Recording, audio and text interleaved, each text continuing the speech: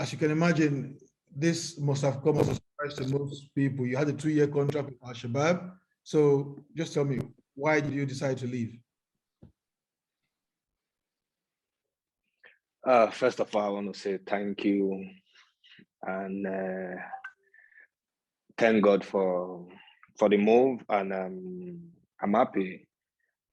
First of all, I want to thank Al-Shabab Club. They gave me the opportunity first to be in Saudi, and football, it's like a crazy business, and we footballers, we are like prostitute. We go to the highest bidder or we change teams, So lately I was not happy, and they can feel it. I was not happy, and we decided to part ways because the Nations Cup I did not go to cause so many bad bloods and all that. But I don't want to dwell into that. But the most important thing, I'm happy. I just signed for a new team, and I'm ready to go. I thank Al-Shabab for everything they've done for me, and I wish them all the best. Mm-hmm. Yeah, just talking about that Nations Cup. Yeah, because a lot of us felt when we had the move that must have been the reason that because the club didn't want you to go to Afcon, and that you sort of boycotted training in order to join the Super Eagles. I know you might not want to dwell about it too much, but maybe just clear the air a little bit. Was that part of the reason why you didn't go, and did you really try to boycott training to force your way to the Afcon?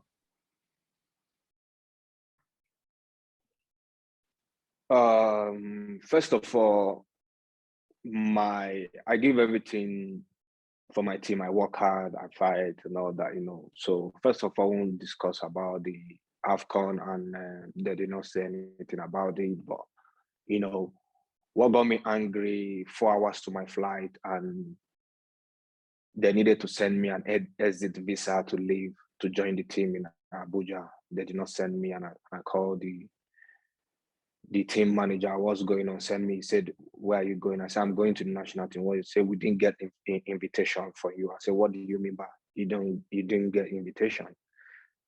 And I called Odion Ighalo straight away. I said, look at the invitation he sent to the club, and they copied me. He said, no, this is the wrong email they sent it to. I said, what do you mean it's a wrong email? This is the same email they sent when they invited me for the last World Cup qualifiers we play in Lagos. So why is it now different? He said, no, we have not been using that email since 4 years and all that.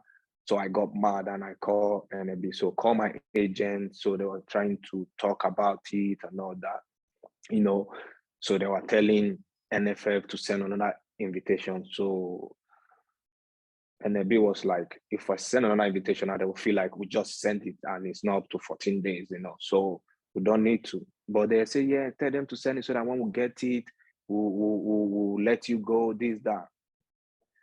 But I was packed, my bags were down. I was waiting for a car to come pick me to the airport, 4 hours to my flight, COVID test done, immigration forms, everything. But the club needed to send you an exit visa out and in before you could leave. They did not send me that. I could not sleep that night. We were on the phone, talking to my agent till 2 a.m. and all that, trying to resolve it. I had to call NAB to change the ticket to the next day. That you change the ticket to the next day. Still, we are going back and forth, back and forth.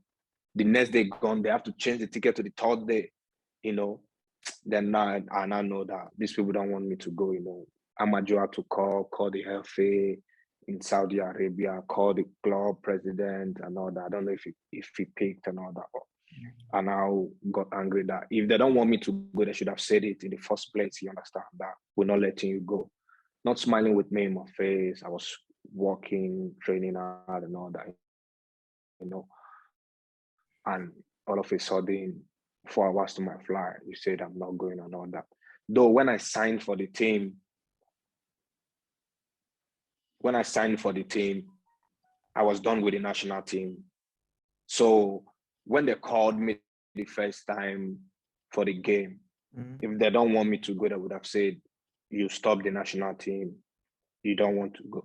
But I can understand their own part, you know. They are the club that they are the one paying the wages. I'm the only striker they have, and I'm doing well, scoring goals for them. So they don't want to lose me, you know. They'll say they're going to lose me for 4 or 5 games, and it's going to be difficult and all that. But at the same time, national team is national team, you know. So it's always a joy for me to represent my country until I said, no, it's over, it's over. But if I had the opportunity to go back and they call me, of course, because like I said, for me, national team is national team, and I respect my clubs. I've never had issue with any club and all that, but this one just got me up. But I think maybe it's just misunderstanding and you just get out of hand. But that one is gone now, and we're just looking forward. Exactly.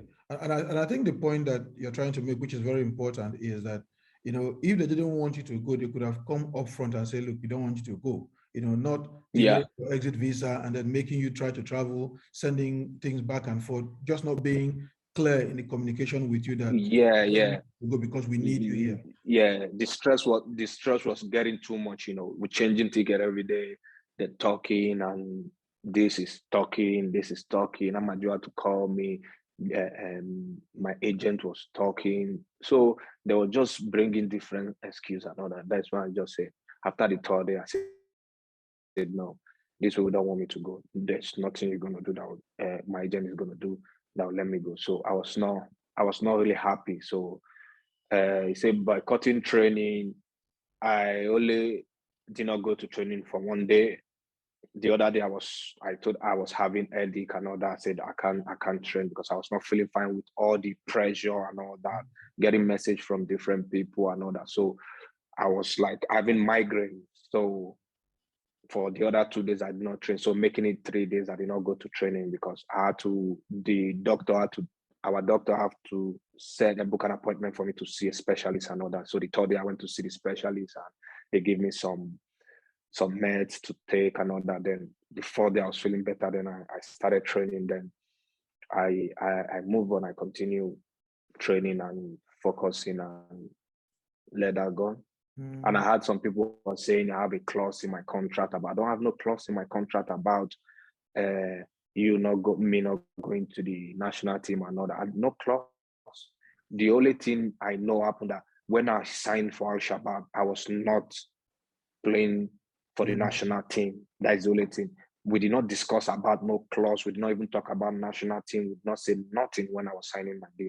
So I had so many people saying this, but I've not said a word. You are the first person I'm talking to now about all what transpired. mm, I know many people have called me, many people have labeled me traitor, some insulting me on Instagram that because of Al-Shabaab pay me more money, I refuse to go to the national to the Afcon. Some saying all sort of rubbish, dragging me, calling me bad names and all that. But you know, I don't reply people that hide on that social media and say nothing. Even after World Cup, they give me death threat. I did not say a word. Why will I say a word now? But you are the first person I'm telling this to know what really happened, and that's what really happened. And whatever I said now, beat my chest in anywhere, and I'll say, mm. And it's interesting. I mean, I appreciate it because I mean, you and I have come a long way, and I appreciate the fact that you're telling this to me. Incidentally, when you look at it, the same people who are saying you didn't want to come are the same ones who were saying when the NFF and General were trying to get you back into the national team, were the mm, same ones that were saying, "Oh, he's too old, leave him. We have young players. Don't don't bring him in." So you, it's you've funny.